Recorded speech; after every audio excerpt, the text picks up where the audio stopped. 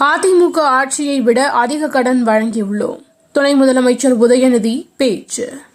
தமிழக அமைச்சர்கள் எத்தனை பேர் மீது வழக்குகள் நிலுவையில் இருக்கின்றன? உச்சநீதிமன்றம் கேள்வி. செந்தில் பாலாஜி தியாகி என்றால் அவரிடம் ஏமாந்தவர்கள் யார்? முதல்வர் ஸ்டாலினுக்கு ராமதாஸ் கேள்வி. கருணாநிதி குடும்பத்தில் பிறந்தவர்களுக்கு மட்டும்தான் முதலமைச்சர் பதவி. இபிஎஸ் விமர்சனம். வேலைவாய்ப்பு வழங்குவதில் தமிழ்நாடு முதலிடம். மத்திய அரசின் புள்ளியியல் அமைச்சகம் தகவல். வேலூர் குடியாத்தம் அருகே ஒற்றை யானை அட்டகாசம். நெற்பயிர்கள் சேதம். புயல் வேகத்தில் ஏழைகளிடம் பணம் பறிக்கிறார் மோடி. ராகுல் காந்தி விமர்சனம்.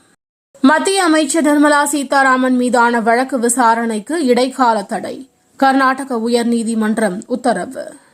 முடா நில ஒதுக்கீடு விவகாரம். கர்நாடக முதல்வர் சித்தராமையா மீது அமலாக்கத்துறை வழக்கு பதிவு.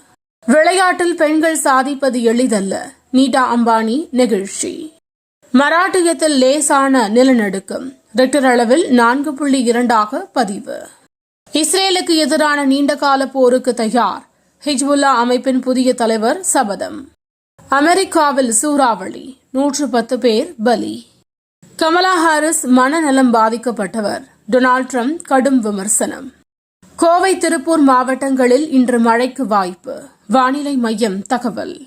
தினம் தினம் நடக்கும் முக்கிய நிகழ்வுகளை சுருக்கமாகவும் தெளிவாகவும் தலைப்புச் செய்திகள் வழியே அறிந்து கொள்ள QLN நியூஸ் சேனலை சப்ஸ்கிரைப் செய்யவும்.